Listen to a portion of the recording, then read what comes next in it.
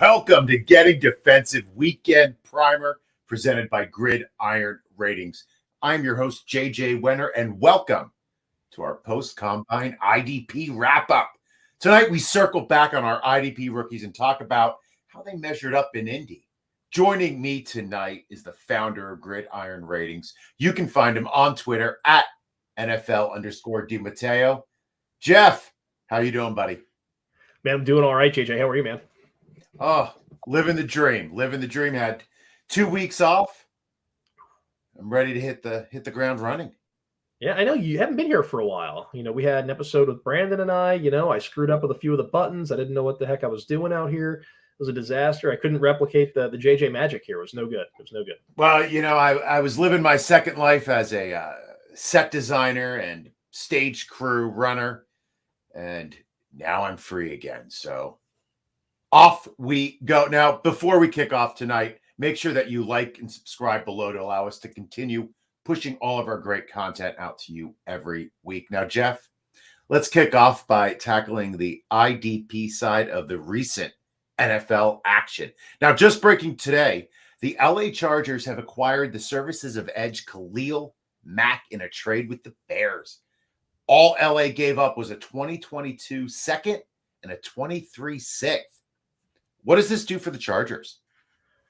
The AFC West arms race is on in earnest.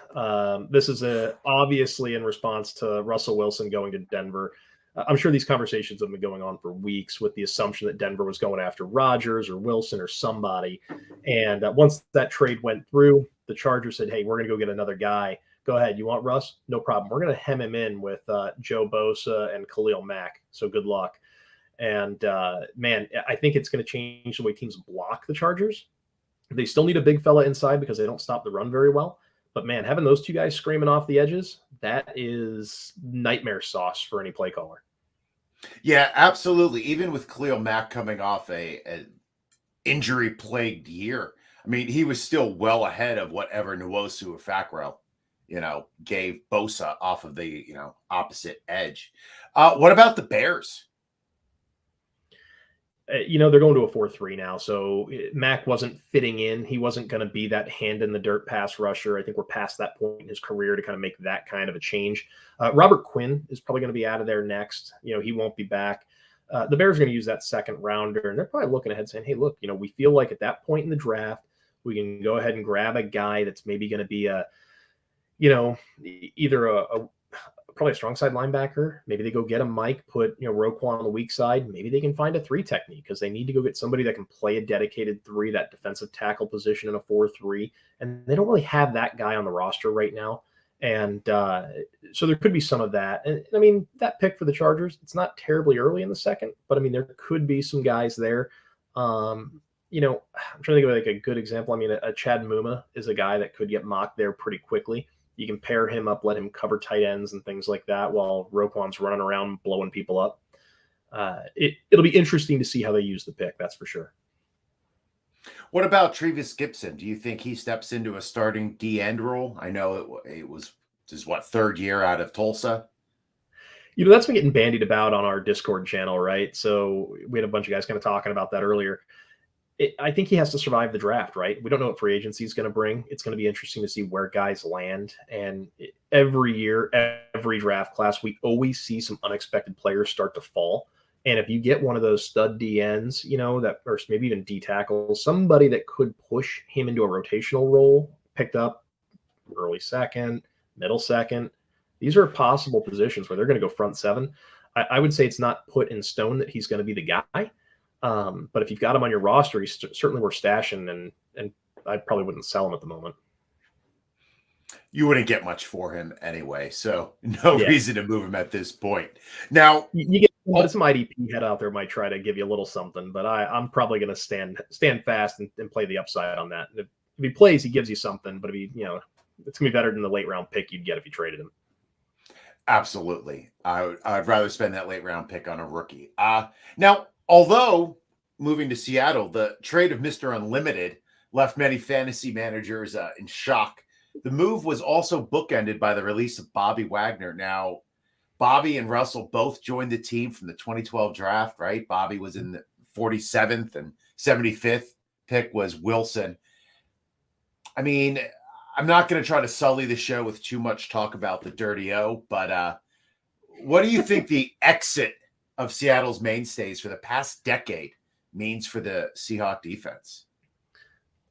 Seattle's going to be pretty bad this year unless they make some really major changes they need a legit play caller. They need a bunch of parts on offense. They need a bunch of parts on defense. They're kind of a mess right now. This seems like the kind of move that takes place where Pete Carroll's now positioning himself being his last year as a Seahawks coach. He'll probably be in a front office role next season. They're going to let the next head coach probably pick the quarterback. So they're just stocking up these picks. They're going to try and get a bunch of great young defensive players because that's what this draft is. But expect a lot of teams running on them late and a lot of tackle opportunity for Jordan Brooks. If you've got him on your roster, he's as good as gold. He could very easily be one of those top linebackers when this thing's said and done. Anybody else in that linebacker room stand out to you? Cody Barton, Tanner Muse, anybody worth a shot? I feel like you get one guy really when it comes to Seattle and their defense, and it feels like it's going to be Jordan Brooks. Not that Barton's a bad player or anything like that. It just seems like Brooks is such a good tackler, and he's the guy that's going to step in and replace Wagner in that role. And so with teams running on them late, he's going to have so much opportunity in front of him. It seems like a no-brainer to go ahead and pen him in right now as easily a top 10 linebacker, maybe even better than that. Now, do you think the loss of Wilson helps IDP players? There's going to be a lot more production. You got to remember, there's going to be a lot more 3-and-outs now in Seattle.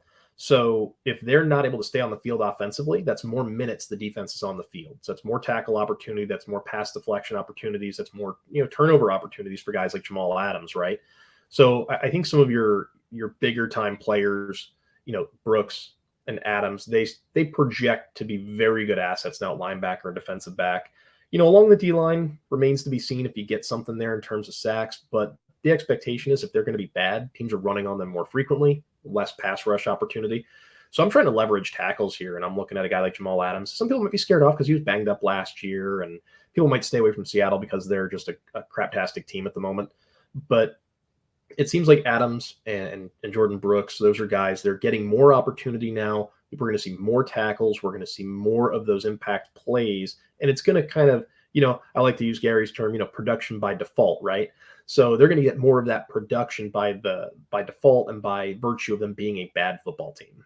So I think that's really where the Russell Wilson trade kind of helps out these guys on the Seattle defensive side. And you might get some of these role players that we wouldn't normally think about that are going to kind of artificially find their way up the rankings. But I'm not ready to plant a flag on any of those guys today. Fair enough. Two other moves that happened today. Trey Flowers, not the corner in Seattle, but the former defensive end for the Patriots, and most recently Detroit, was released today, along with Landon Collins. Any thoughts on where they land? Any interest? Free agency is going to be wild. I'm really looking forward to see how all these moves start playing out. I think right now the major players when it comes to pass rushers are going to be in the AFC West. Now that you've got Mahomes, Herbert, Russ, and Derek Carr, pass rushers suddenly come at a premium. I'm planting the flag on Chandler Jones going to Denver and put him opposite of Bradley Chubb.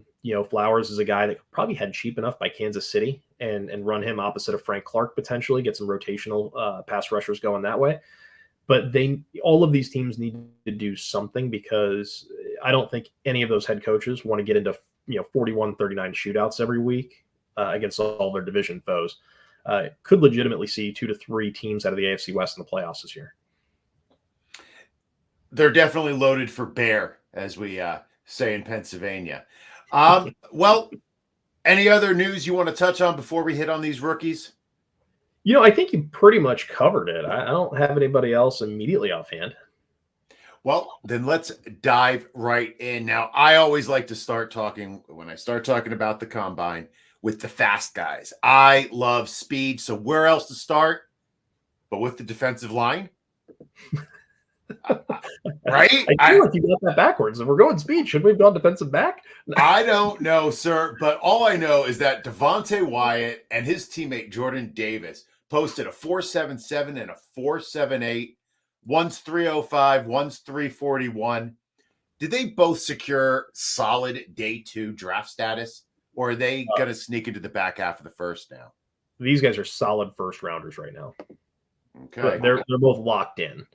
We're talking about Jordan Davis is 341 pounds at the combine, running 4.78.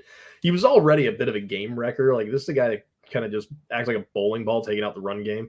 He can play the 0. He can go ahead and be used in a 3-tech if you want to. He's athletic enough. But the 40 times are super impressive. But here's what gets me. Jordan Davis had a 123-inch broad jump. That's a 10-foot broad jump for a 341-pound man. And if you don't think that's impressive, I want to see you do the broad jump and tell me how far you go. Wait. Are you aiming that directly at me, or is that like... It's in general. It's to the fantasy. You don't want to see me do a broad jump. No, I'm not doing a broad jump because no, thank you. I am not an athlete like that. I watch the combine from my couch with junk food, just thinking about how much it must hurt the next day after doing all those bench press reps and doing all that running. I'm not doing it myself. But that broad jump equates to explosiveness. 32-inch vert, very strong. You're talking 341 pounds. I feel like that should be physically impossible to get that high off the ground when you're that big, but it just speaks to his level of explosion. And that's what you want up front, right? You want to just rain terror from the inside. And I keep just having this like thought of him playing next to Quinnen Williams with the Jets. And the Jets are sitting there at 10. They could very easily make that happen. You plug this guy in, 34-inch arms, that's long enough. He can make life really difficult on any guard in the AFC East. Like, I'm thinking about that division. I'm like, I'm not scared of any of those offensive lines. You plug in Jordan Davis next to Quinnen Williams, they can just blow up offensive lines from the inside out. That's terrifying. Devonta Wyatt, same kind of thing. Super fast, 29-inch vert, very high. You're talking again, Devonta Wyatt. This is a guy that's 300 plus pounds in his own right. 111-inch broad jump. Now, 111 inches is nothing to sneeze at. Another very explosive guy, long arms. He's going to be able to come out, blow people up in the run game too. Wyatt's going to be probably on the back half of the first round, not so much the front half. And a lot of that simply has to do with Davis was the higher touted, prospect coming into college. He put up better stats, I guess you could say, in terms of tackle for loss and some of that. The big difference here is I think Wyatt does a little bit better job of reading and reacting, especially in the outside zone game. And so any teams that have to play against, the 49ers, the Packers, any of those kind of Shanahan-again offenses, Devonta Wyatt is an ideal player that'll have a lot of versatility. He can, come in, you can drop him into a three technique in the 4-3. If you're running the 3-4, he can play the 5, maybe a 4-eye, and he can get in that spot where you can put him over any guy on the offensive line, shade him any way you like, and he can shed blocks and make big plays. Very excited. They both worked out really well. Lock, stock, first-round picks, both of them. Well, now sliding out to the edge, did Kingsley and Igbare do enough to stay in the second round as you thought he would go? No, he didn't have a great day. He looked rough. He didn't look good coming out of the blocks. He didn't work out very well. And even the drills, he looked a lot slower on the 40-yard dash than he did on film. And I think that was a problem. His vert was really good. You're talking about 36-inch vert, 117-inch broad jump. Like, he showed some explosion, but it didn't jive with his 40. And I feel like it didn't jive with what we saw on tape. His ability to kind of, twist and stunt and beat guys around the edge, that wasn't on display at the combine. So I think anybody that was looking at him or entertaining the idea of him at, the middle, late second, early third, they're going back to the film to say, well, wait a minute, does this guy just not test well?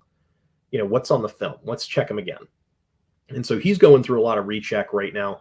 Right with how deep the D-line class is and how deep the defensive class is at large, wouldn't be surprising to see him just kind of get pushed, maybe even out of the third round and into the fourth, simply due to depth, right? This isn't just because he worked out badly. It's because a lot of guys have similar measurements, similar production profile, but when you've got all these wide receivers, all these linebackers, all these offensive linemen, all these defensive backs, it's a very deep class in a lot of positions. And I think that depth is going to start pushing guys like, Kingsley and Igbare down the board, probably further than you'd expect. Now, another edge player that we had talked about prior to the combine, Jermaine Johnson, explosive numbers, 4.58, 10.5-foot broad jump. Is he going to sneak into the first round? Oh, yeah. He's probably a mid-first rounder right now. Edge rushers are going to be at a premium. And the teams that don't land the Chandler Joneses of the world, and they're not able to bring in Von Miller or whoever else might be out there right now, they're going to be snapping up. Obviously we're going to see the big guys of, Hutchinson, Thibodeau, Trayvon Walker go probably, inside of the top 6 to 7 picks. And then you're going to have guys like Jermaine Johnson probably in that 11 to 15 range, kind of pop right off the board. So it wouldn't be shocking to see him go that early.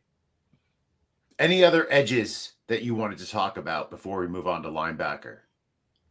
I'll tell you that the guy that we obviously, have already loved on Aiden Hutchinson quite a bit, but he really looked the part. His numbers are good. They're not popping off the page at you, right? He and Kayvon Thibodeau both worked out really well, but in those drills, Hutch worked out. Thibodeau didn't. There was already some questions about Thibodeau's ability to compete, desire to compete. The player he wants to be like is Jadeveon Clowney. Probably not the guy we all want on our fantasy rosters, right? Went ahead and chose Oregon over Alabama because of the uniforms and the Nike branding. That's not screaming good decision maker. Seemed to have made a few business decisions, kind of took a lot of plays off while he was up there at Oregon. And now he goes on the radio the week of the combine and says, yeah, I'm going to work out. I'm going to compete, this and that. And then he dipped out on the workouts. His stock is pointing way down right now.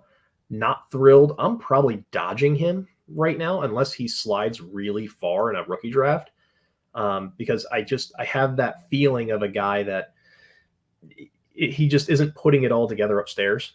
I think he's thinking about his brand more than his game. And at this point in his career, that's a really terrible idea. Hutchinson, however, looked like a consummate pro. He came out, he worked out great, looked incredible in the drills. He was one of the few guys that actually went out and did the 3-cone, did the 20-yard shuttle. He did everything asked of him. And then he popped up in the booth with Rich Eisen and Dale Jeremiah, and he handled himself like a 10-year vet.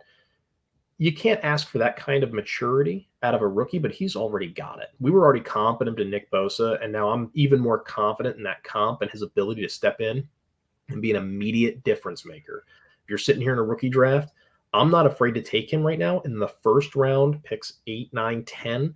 If I'm taking the wide receiver 6 or I'm taking Aiden Hutchinson, I'm taking Hutchinson. I'm taking Kyle Hamilton. Those are two guys that I think acquitted themselves well enough to justify the draft capital at this point. Interesting. Yeah, before the combine, I was kind of hoping Thibodeau would drop to the Jets. Now I'm a little bit more concerned that he will drop to the Jets. I think they're going to pass on him. Robert Saleh is a work guy. He's a lunch pail dude. And I don't get the sense that he's going to want to bring in a guy who could potentially bring any kind of baggage. So it's going to be a situation where if they have the opportunity at 4, it'll be Hamilton or Davis. And then you'll get the other one at 10 potentially. And so there's we've got some comments coming in here from the tipster. He's being a smart guy tonight. He wants to know how the long snappers look this year. He also let us know that Adele announces her second televised concert special after postponing her Las Vegas residency. So thanks for that, Gary. Thanks, also, Gary. We do have some other news coming in. It looks like Corey Littleton is being cut by the Raiders. Plan is to designate him as a post-June 1 cut, creates $11.75 million in cap space. With that kind of move, wouldn't be shocking at all to see them make a play for Bobby Wagner. It seems like a pretty likely move at that point. But getting back to the combine, had to give Gary his due here. He's leaving. He's peppering us with comments. We had to at least give him a little bit of attention. I'm just glad to see his mouth healed up and he can start talking again. That's always good. Yeah, after Michelle socked him one last week. We don't know that that's what really happened, but I'm just assuming it is. I feel like you can rest easy. Thibodeau doesn't really fit the profile of what Robert Saleh would want on his defense. I think you'll be okay. You guys are going corner. You're going to go, if you can get a guy like Hamilton, you get a guy like, like one of the big defensive tackles out of Georgia. I mean, hell, just draft UGA players. Doesn't matter. They were all incredible at the combine, the whole lot of them. They're at least fast. Fast. All right. Well, let's go to linebackers. We had a few players we were interested in before and after the Senior Bowl, but let's start with the big names. Nakobe Dean, Devin Lloyd. They're both still going in the first. Let me make a statement. They are both going in the first. But any concerns about Nakobe Dean? Do we know he didn't participate in the combine, correct? He didn't run, and I didn't see him doing any of the workouts, and I combed through it a little bit. So it's one of those situations where he's probably just going to work at the pro day. Okay. And you see that sometimes with some of these guys. And truthfully, I don't remember if he had an injury or what the situation was. But UGA's pro day should be enough. He's got enough on film to justify a first-round pick to begin with. Now, when you start saying, hey, look, he didn't work out here, he didn't work out the pro day, and you've only got film on a guy who's a little small, you expect him to be fast, but he hasn't run anywhere, you could start to see that stock slide from, maybe mid-late first round, that 15 to 22 range, where suddenly he's talking about, 24 to 32, and he starts finding himself on the real back edge with danger of falling out of the first round altogether.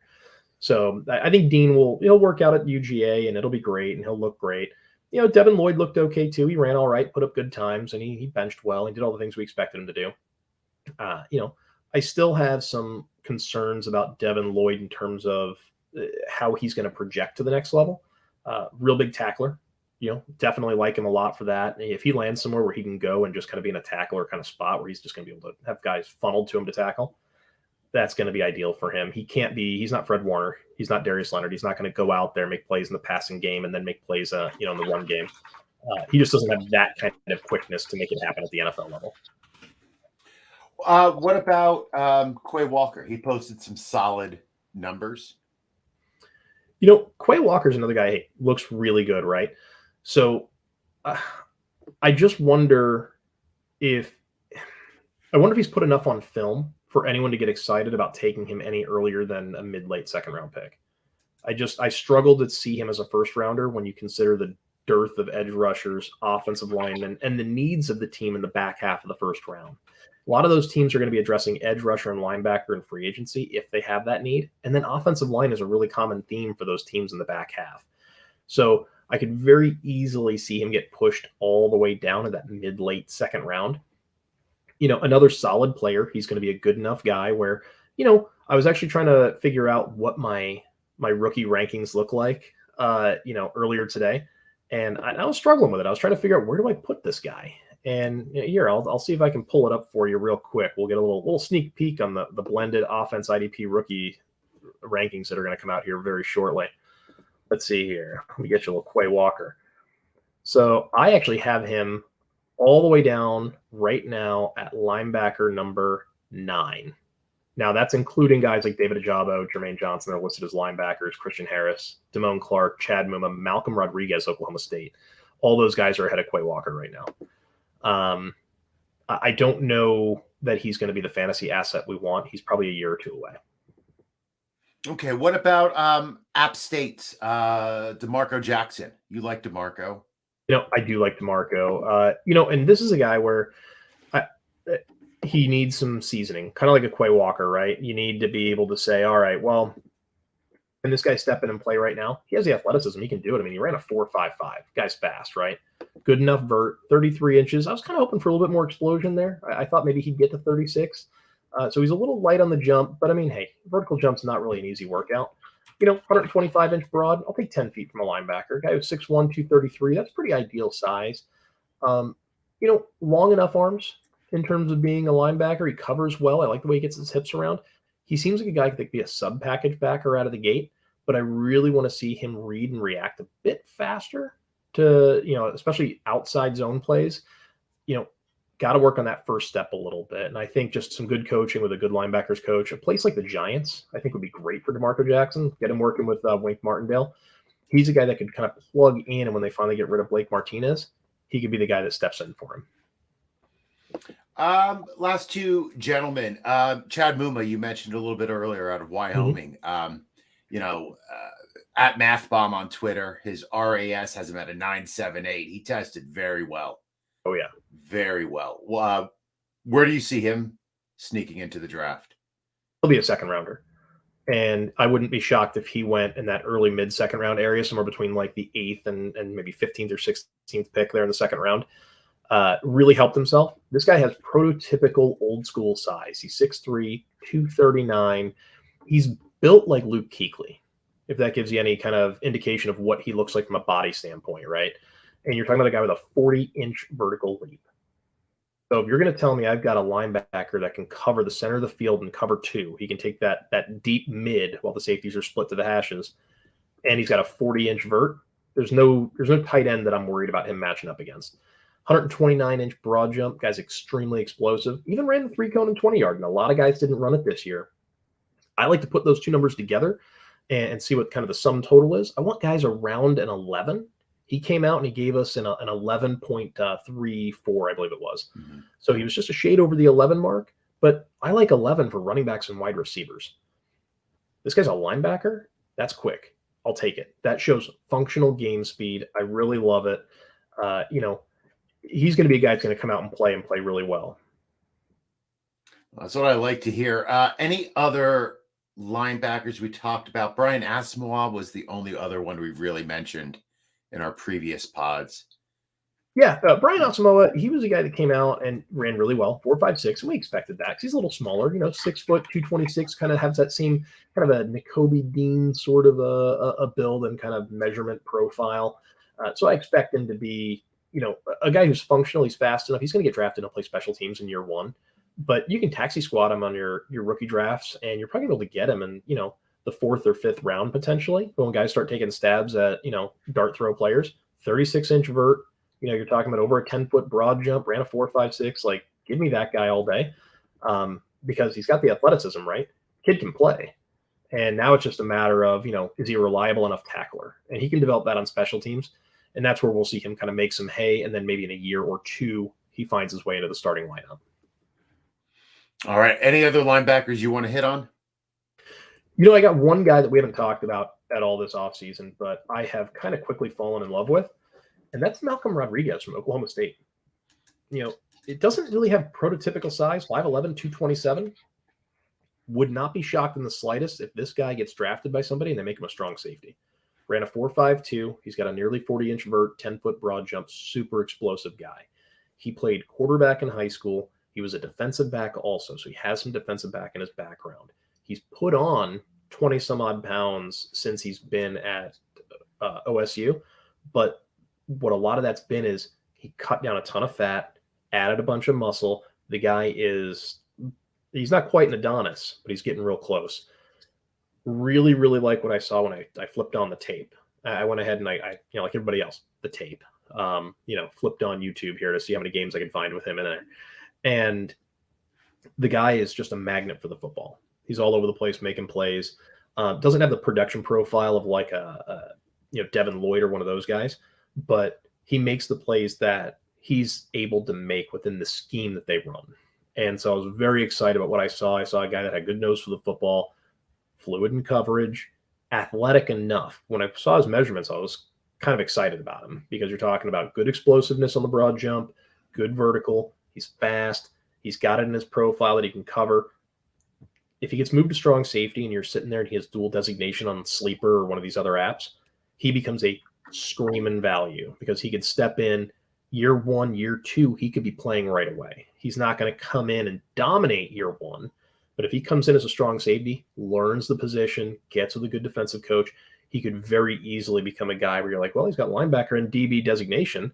They're going to play him at a sub backer and play him, in base at strong safety. That's a lot of tackle opportunity, a lot of pass defense opportunity, and it gives him a broad spectrum of ways to score fantasy points. And that's what we're here for. Fantasy Absolutely. Points. Well, one of all. Now I know this is going to be a special moment for you. We're going to move to defensive backs and we're going to talk about Kyle Hamilton. Let's go. Swoon. I'm not saying this to get you in any sort of mood. 6'4", 220, put up a 4.59, 38-inch vertical, almost 11-inch broad jump. Mm-hmm. Is it everything you dreamed of and more? Honestly, I thought he was going to be faster. I went back and I rewatched the Florida State game and I rewatched a couple of his games from the year prior, from his sophomore campaign. And the way I see him fly around the field, I'm like, this isn't a 4.6 player. This is a 4.45, 4.5 type guy. I expected mid 4.4s or a low 4.5. He's at a 4.6. And while that's not terrible for a guy his size, plenty of explosiveness, 38-inch vert, 131-inch broad. He interviewed exceptionally well, apparently. Teams have fallen in love with him. That 40 time, even though it's not the fastest one out there for defensive backs, has not scared anybody off. He's still expected to be a top 5 to 10 pick. 10's probably the furthest he would fall, and that would be to your New York Jets. I just have this real sneaking suspicion that if he's not playing in Houston, he's playing in New York. And it'll be wearing green, not blue. So, I take that. Yeah. I take that. We can use him for a few years and then trade him for 2 first-round picks to Seattle. Seems like pretty easy work to do, but hey, sell high, right? That's there you have it. All right. Well, let's go to local kid, Jaquan Brisker. Now, the training department at Penn State, top notch. They always get their players ready for the combine. Put up a 4.49, 34.5 vert, 10.4 broad. He's explosive, speed, everything you want. Day one? He'll be on the fringe. He's right there. I feel like he gave us kind of what we expected. We knew he was going to be athletic. So when he didn't give you anything really eye-popping, like he didn't hit you with a 42-inch vert or a 4.40, that kind of left everyone like, okay, well, this is what we thought he was. He hasn't moved. He's going to be in that late first, depending on need, could slide all the way into that mid-late second even. He's going to have some real competition from guys like Lewis Seen from Georgia. I think that's a guy that will definitely kind of push him a little bit. Because Seen did come out and run the 4.4, and he did have a better broad and a better vert, and he had good film. Seen was a little different though because, well, truthfully, how do you get tackles on that defense? I mean, I don't know. There's just no way to get any kind of stats piled up there. But, both are talented players. I think both these guys secured their positions somewhere between 22 and 42 in the draft. Last of the check-ins from our pre-combine pods. Jalen Peterson, Big 12 Defensive Player of the Year, coming into the league as a slot defender, which I know Tripp loves slot defenders. Closer to the ball, the better it is. Now, he didn't run the 40, but he did post solid numbers in vert, shuttle, and 3-cone. Day 2 pick? He needs to run well at his pro day. If he can't come out and show that he's ready to run and he's got some kind of functional speed about him, he could very easily fall off out of the second into the third for no other reason than the fact that, again, this is a class that's so deep, right? So we're sitting here with so many defensive backs, so many edge rushers, so many linemen, that he'll just kind of get pushed down because we have more data points to go on, right? They become more comfortable picks. I like Peachtree as a slot guy. I like him playing safety. To me on film, he looks quick enough, right?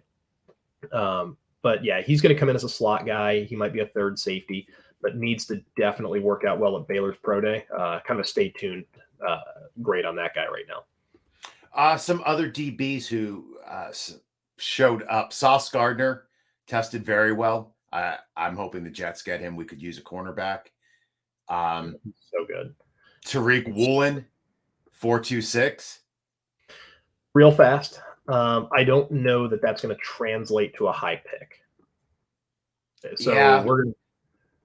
That's a guy that I'm kind of like, oh, okay, he ran a really great time, and then you're never going to hear about him again. Kind of like a Kalen Barnes from Baylor. It's a guy some people like, but he didn't give you enough of the workout. He ran real fast and then didn't do anything else. If you're looking at other defensive backs, and I know we don't talk a ton about corners because usually they're worthless in fantasy. Right. You brought up Sauce Gardner. I've been a devout Derek Stingley guy since I saw him play as a true freshman, and I watched him just be one of the best shutdown corners I've seen in college football in a long time. And I've been sitting here just Stingley, and I watched Gardner work out again, and I don't know what they make his hips out of, but it's not bone and skin and flesh. I think it's actually like some kind of fluid, because people shouldn't be able to move as smoothly as he does. And so he looked phenomenal in the drills. He looked a little tense running the 40, kind of needed to relax a little bit, but apparently he absolutely blew away the interviews. He showed up in his suit, ready to talk to teams, ready to be a professional. Fun fact about this kid, and this is apparently what's gotten out, what he talked about NFL teams with. Apparently he's never been into drinking, and he's never gotten into any kind of drugs. So he's not a smoker, not a drinker on any level. And I'm just thinking to myself, usually high school, a little college experimentation.